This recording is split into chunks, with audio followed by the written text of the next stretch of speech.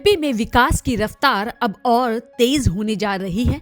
मुख्यमंत्री डॉक्टर मोहन यादव ने साल 2026 की पहली ही कैबिनेट बैठक में 30,000 करोड़ रुपए से ज्यादा के बड़े फैसलों पर मुहर लगा दी है। 2 नए बांध, हजारों किलोमीटर सड़कें, पुल पुलिया और खेती को नई दिशा देने वाला बड़ा ऐलान।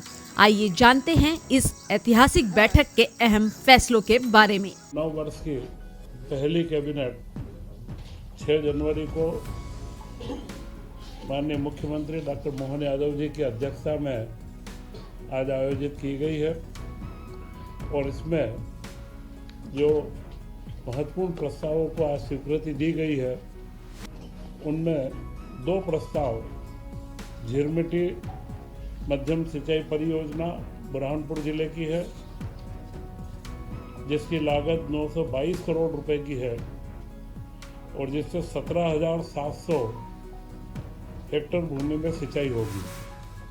दूसरी परियोजना बुरहानपुर जिले में ही नेपानगर की है जो नेपानगर विधानसभा में आती है। इसमें 1676 करोड़ की योजना है और 34,100 हेक्टेयर भूमि में इसकी सिंचाई होगी और 22,600 कृषक परिवारों को इसका लाभ होगा। इन दोनों योजना का महत्वपूर्ण जो परिणाम निकलना है, ये दोनों योजनाएं 2 विधानसभा क्षेत्रों की है और आदिवासी अंचल की है। सारे आदिवासी बंधु इससे लाभान्वित होने वाले हैं और बुरहानपुर जिला सिंचाई के मामले में मध्य प्रदेश में भी 41वें नंबर के ऊपर है। तो बुरहानपुर जिले में सिंचाई की वृद्धि हो, इसके लिए महत्वपूर्ण योजनाओं की स्वीकृति दी गई है। इसी के साथ में नर्मदा घाटी विकास प्राधिकरण के तहत जो हमें नर्मदा का पानी 2028 तक अब हमें लिफ्ट करना है, उसके लिए जो हमारी परियोजना चल रही है वे अभी परियोजना प्रारंभ कर दी गई थी। इसमें एक परियोजना है नर्मदा शिप्रा बहुउद्देशीय परियोजना जिसकी लागत 2489 करोड़ 65 रुपये है और एक योजना है बदनावर माइक्रो लिफ्ट इरिगेशन योजना जो 1520.92 करोड़ रुपए की है। इन दोनों योजनाओं को अब Narmada basin project company limited को हस्तांतरित कर दी गई है और जो अभी तक राज्य शासन ने इन दोनों योजनाओं में खर्च करा है वो उस कंपनी की अंश पूंजी के रूप में कन्वर्ट किया जाएगा। इसका लाभ ये होगा कि इसके बाद में इसका मेंटेनेंस और इससे जो रेवेन्यू प्राप्त करना और वह सारा मॉडल यह कंपनी इसको पूरा मेंटेन करेगी और इसका जो उच्च दाब जो लिफ्ट इरिगेशन में मेंटेनेंस एक महत्वपूर्ण पार्ट होता है तो वह कंपनी इसका पूरा मेंटेनेंस करके और उस पूरे क्षेत्र के किसानों को इसका बराबर समुचित लाभ इसका प्राप्त होगा।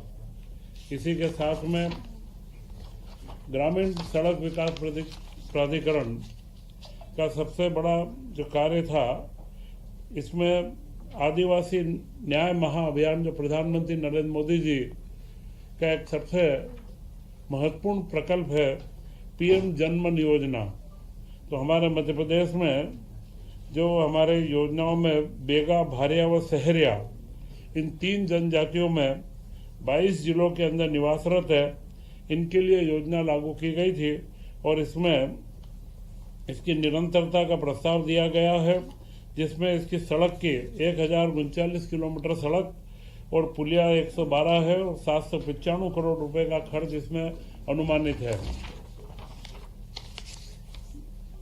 इसी तरह मध्य प्रदेश ग्रामीण सड़क विकास प्राधिकरण की जो वर्तमान योजना चल रही है उसे अगले 5 साल तक 2026 से 31 तक निरंतरता दी गई है जिसमें अनुमानित व्यय 17,196 करोड़ रुपए है और करीब 20,000 किलोमीटर की नई सड़कों का निर्माण व 1200 नई पुलों का निर्माण इसके अंदर किया जाएगा।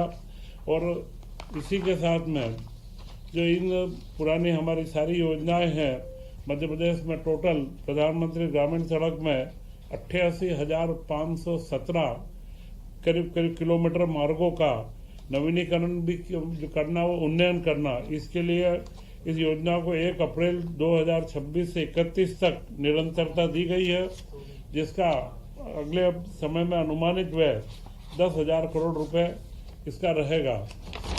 इसी के साथ में आज कैबिनेट के अंदर सभी मंत्रियों को टेबलेट वितरित किए गए हैं और अगले 2 कैबिनेट के पश्चात पूरा कार्य के टेबलेट के माध्यम से किया जाना प्रस्तावित है।